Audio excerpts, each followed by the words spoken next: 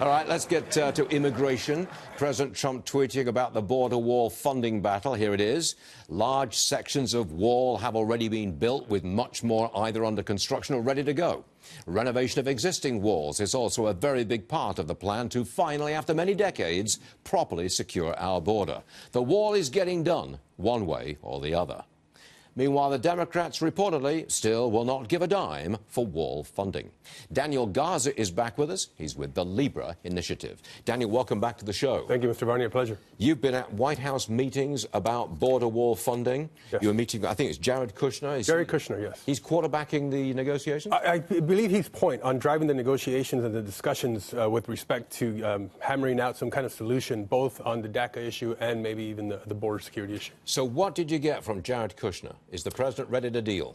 He is. I think there's an openness, right, to receive a counteroffer. I think right now, during this 3 weeks of negotiation, they are open to what the other side has to offer and negotiate. I think what they're trying to achieve is that both sides don't look weaker on the other side of this. They want to be strengthened, and there's a way to do this. There is a bipartisan solution. Permanency for the DACA kids, and then the president receives his funding request of $5.7 billion. It's kind of obvious, isn't it? It's obvious. Yes, because the main. I'm sorry, I don't mean to interrupt you. I've got a bee in my bonnet about this, but the main deal is those young people who are brought here and who've been here for years and years and years. They're dreamers. Surely there's some mechanism whereby we can get them to stay, everything's fine, but Mr. Trump gets his wall. Isn't that the obvious deal? Well, the best thing about this is that America wins, right? We enhance border security and we strengthen, the border areas, of course. That's good for America. And at the same time, then we incorporate these young children with vast capacities who can contribute to our economy.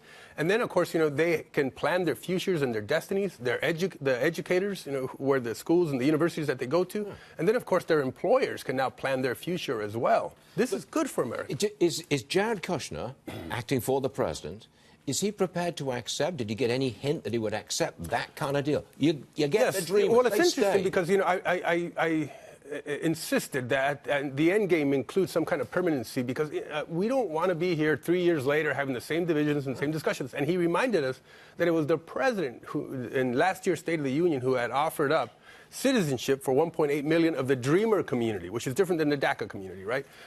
So he is he saw some openness there, and I appreciated that very much. And so hopefully the other side can counteroffer and negotiate in good faith, and we're seeing that right now. They've gotten the negotiations underway. We have a bipartisan group on the House side and a bipartisan group on the Senate side that are now reconciling their differences, trying to arrive at a solution. The solution is there. It's absolutely there. The deal is there. And it's good for America. Come on, Mrs. Speaker. Come on. Daniel Garza, thank you very much, Mr. Barney, great stuff. Thank you.